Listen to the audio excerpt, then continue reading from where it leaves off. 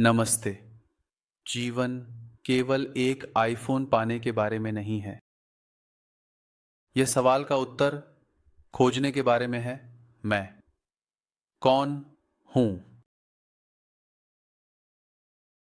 इस पॉडकास्ट में मैंने अश्लेषा चौथे पद पर बात की है। जब अश्लेषा चढ़ाई पर है चौथे पद पर, तो यह बताता है कि आप क्या हैं। और जब अश्लेषा आपकी चंद्र नक्षत्र है, यानी आपकी चंद्र राशि कर्क है, और आप अश्लेषा चौथे पद पर जन्मे हैं, तो यह बताता है कि आप क्या बनना चाहते हैं। अंतर को समझें। चढ़ाई का मतलब है कि आप क्या हैं, और चंद्र, चंद्र राशि नक्षत्र यह दर्शाता है कि आप क्या बनना चाहते हैं। मैं ऐसा हूं और मैं ऐसा बनना चाहता हूं। इसमें एक अंतर है। यह अंतर आपको चढ़ाई और चंद्र राशि में मिलेगा। इसलिए इस पॉडकास्ट में मैं अश्लेषा नक्षत्र चौथे पद के बारे में बात करने जा रहा हूं। विशेष रूप से यदि यह आपकी चढ़ाई पर पड़ता है। फिर यह कैसे प्रभाव डालता है? क्योंकि यदि अश्लेषा चौथा पद आपकी चढ़ाई पर आ रहा है, तो आपकी चढ़ाई कर्क है और आपकी नवांश मीन होगी, यानी आपकी नवांश कुंडली में मीन चढ़ाई है। तो मैं नवांश कुंडली मीन चढ़ाई और अश्लेषा चौथे पद के बारे में भी बात करने जा रहा हूं।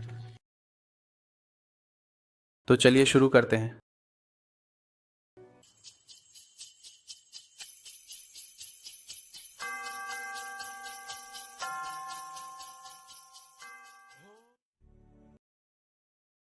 यदि आप अश्लेषा नक्षत्र के चौथे पद पर जन्मे हैं, तो चलिए अश्लेषा चौथे पद की प्रकृति को समझते हैं। हमेशा याद रखें कि चढ़ाई नक्षत्र पद आपकी असली प्रकृति को दर्शाते हैं, जबकि चंद्र राशि नक्षत्र पद आपकी आकांक्षाओं और आप क्या बनना चाहते हैं को दर्शाते हैं।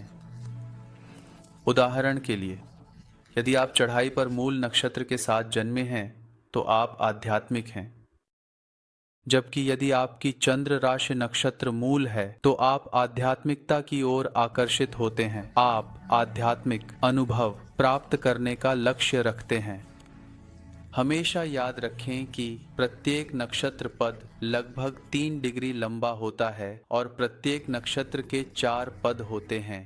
प्रत्येक पद पर एक निश्चित ग्रह का शासन होता है। अश्लेषा नक्षत्र में 4 पद होते हैं। चूंकि यह पॉडकास्ट अश्लेषा नक्षत्र के अंतिम पद के बारे में है, मैं केवल अश्लेषा नक्षत्र के अंतिम चौथे पद पर बात करूंगा। अश्लेषा नक्षत्र का चौथा पद गुरु द्वारा शासित होता है। काल पुरुष कुंडली में पद का शासक गुरु है, लेकिन यह गुरु 12वीं राशि मीन का स्वामी है। इसलिए गुरु के साथ यह पद 12वें घर की विशेषताओं को भी सामने लाता है। हमेशा याद रखें, लग्न आपकी प्रकृति स्वभाव को दर्शाता है, और यदि आप अश्लेषा नक्षत्र के चौथे पद पर जन्मे हैं, तो आप एक अधिक अंतर्मुखी व्यक्ति लगते हैं, जो एकांत में काम करना पसंद करता है और व्यक्तिगत रूप से लोगों से मिलने में ज़्यादा रुचि नहीं रखता। आप सोशल मीडिया पर बहुत सक्रिय हो सकते हैं, लेकिन असली दुनिया में आप भीड़ और शोर से दूर रहना चाह सकते हैं। आमतौर पर ऐसे लोग व्यक्तिगत रूप से लोगों से मिलना पसंद नहीं करते। उन्हें शांत स्थान पसंद हैं, चुप्पी और अकेले रहना पसंद करते हैं, और उन्हें दूर दूर के देशों में जाना और मात्र प्रकृति की सुंदरता का आनंद लेना पसंद है। वे प्रकृति प्रेमी हैं। ध्यान और आध्यात्मिक अभ्यास उन्हें जीवित महसूस कराते हैं। वे रहस्यमय लोग हैं जो केवल उन्हीं को अपना दिल खोलकर बताते हैं जिन पर वे भरोसा करते हैं। विदेशी भूमि और विदेशी संस्कृति की ओर आकर्षण हमेशा होता है, और उन्हें विदेशी भाषा सीखने की भी प्रवृत्ति होती है। चूंकि इस पद का शासक गुरु है और नक्षत्र का शासक बुध है, यह संयोजन कर्क राशि के गुणों के साथ मिलकर सीखने की प्रवृत्ति को उजागर करता है। ये लोग ज्ञान के खोजी होते हैं, और यदि चार्ट की गुणवत्ता अच्छी है तो वे जीवन में बढ़ते हुए बुद्धिमान भी बन सकते हैं। चौथे पद का आश्लेषा नक्षत्र एक ऐसे व्यक्ति को प्रदान करता है जो अंतर्मुखी, ज्ञान के खोजी, भगवान में विश्वास रखने वाला और अपने परिवार की परंपराओं का पालन करने वाला होता है। आश्लेषा नक्षत्र के चारों पदों में चौथा पद सबसे अच्छा पद है, क्योंकि यह गुरु और कर्क लग्न से 9वें घर का संकेत देता है और इसलिए यह उच्च शिक्षा की ओर भी प्रवृत्ति लाता है। और यदि चार्ट में चंद्रमा केतु, सूर्य केतु और शनि केतु जैसे योग हैं तो व्यक्ति उच्च चेतना के क्षेत्रों का अनुभव भी कर सकता है। आश्लेषा के चौथे पद से पिता या पिता के प्रेम की ओर प्रवृत्ति मिलती है। निवासी को अपने पिता से अधिक ध्यान और स्नेह मिल सकता है। ये स्थिति गुरु, दिव्य और मास्टर के प्रति गहरी भक्ति भी लाती है। जब भी कोई व्यक्ति गहरी ध्यान की स्थिति में होता है, मीन आपकी नवांश लग्न पर उभरता है, तब आपको आध्यात्मिक विषयों की गहरी समझ होती है और आप स्वभाव से बहुत स्वप्निल और आदर्शवादी होते हैं। आप अपनी आंतरिक भावना के अनुसार जीते हैं। आपको भविष्य में क्या होने वाला है इसका बहुत अच्छा एहसास होता है और इसलिए आप एक अच्छे ज्योतिषी भी बन सकते हैं। सरल शब्दों में, कर्क लग्न पर जन्मा निवासी जो आश्लेषा के चौथे पद पर है, एक नरम, संवेदनशील, ज्ञानी, आकर्षक और मीठा व्यक्ति है जो आदर्शवादी और स्वप्निल है और एक अच्छा लेखक है और जिसे आध्यात्मिकता में बहुत स्वाभाविक रुचि है। और यदि चार्ट में कुछ शक्तिशाली स्थान है तो वह अपने आध्यात्मिक पथ पर तेजी से प्रगति कर सकता है। आध्यात्मिक रूप से ही विकसित आत्माएं जो आश्लेषा के चौथे पद पर जन्मी हैं, दूसरों की सच्ची मंशा को आसानी से समझ सकती है और इसलिए इन निवासियों को बेवकूफ़ बनाना आसान नहीं है, क्योंकि वे बहुत बुद्धिमान, चतुर और आपके द्वारा बोले या लिखे गए हर शब्द के प्रति संवेदनशील होते हैं।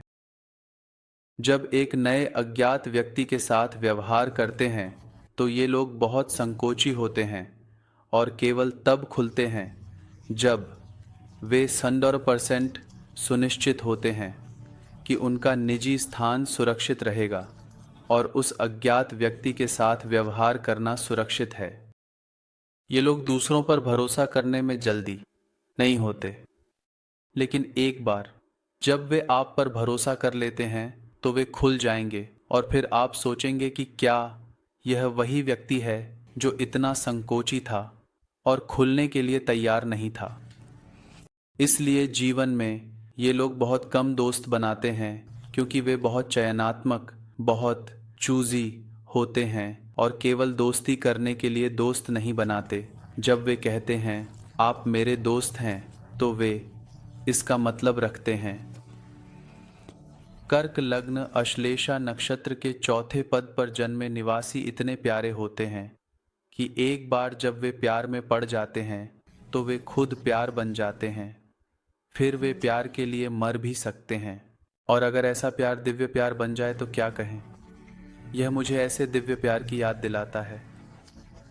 यह मुझे मैरी मैगडलीन की याद दिलाता है।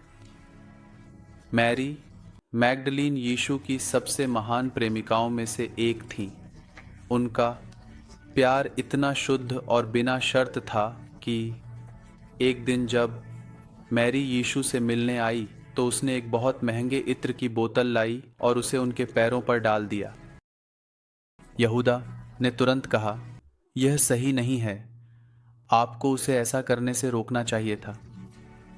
यह अच्छा नहीं है, यह बर्बादी है। इस मच पैसे से पूरे शहर के गरीबों को कई दिनों तक खिलाया जा सकता था। बिल्कुल, आपकी बुद्धि भी यहूदा से सहमत होगी। उसका तर्क पूरी तरह से समाजवादी था। वह एक कम्युनिस्ट था। वह सही बोल रहा था और उसे यीशु से अधिक अर्थशास्त्र पता था। यह सच है, इतना महंगा इत्र क्यों बर्बाद करें? पैरों को पानी से धोया जा सकता है।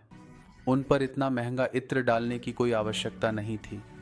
इत्र बेचा जा सकता था और पैसे का उपयोग शहर के गरीबों को खिलाने के लिए किया जा सकता था।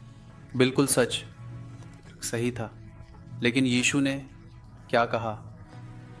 यीशु ने कहा, गरीब हमेशा आपके साथ रहेंगे, लेकिन मैं हमेशा आपके साथ नहीं रहूंगा। आप गरीबों को बाद में खिला सकते हैं जब मैं चला जाऊं, लेकिन मैं उसे रोक नहीं सकता। आप केवल इत्र देख सकते हैं, मैं उसके दिल को देखता हूं। मैं उसे नहीं कह सकता।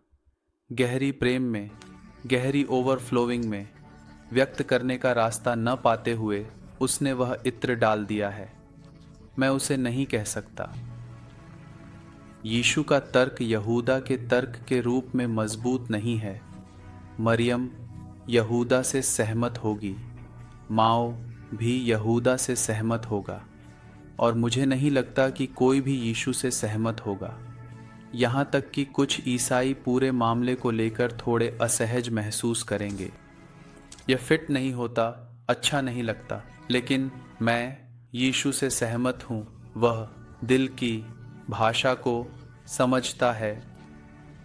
अश्लेषा चौथे पद के निवासी दिल की भाषा को समझते हैं।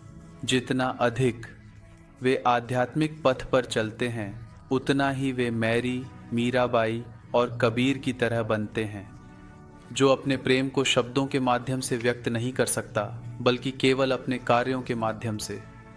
शायद यही कारण है कि यह माना जाता है कि गौतम बुद्ध का जन्म भी कर्क लग्न अश्लेषा नक्षत्र के चौथे पद में हुआ था। हमेशा याद रखें, ज्योतिष अपने आप को जानने का पहला बुनियादी कदम है।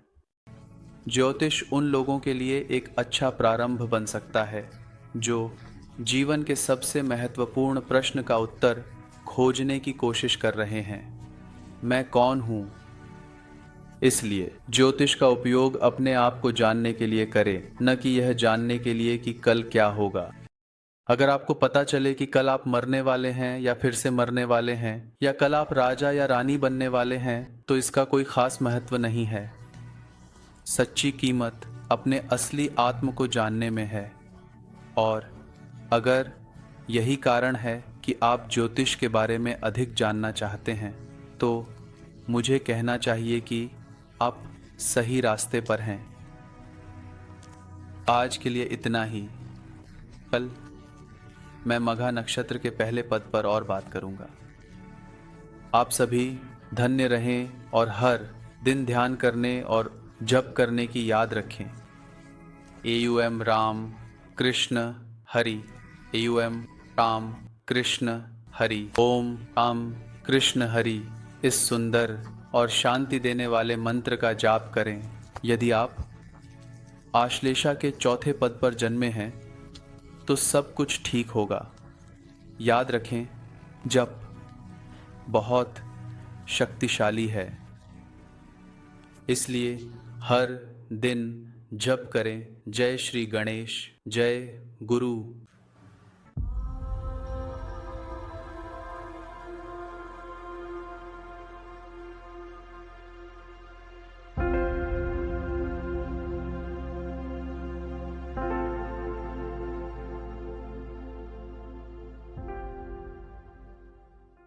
बूम गम वेरापति नमः ओम गम गणपति नमः ओम गम गणपतिय नमः।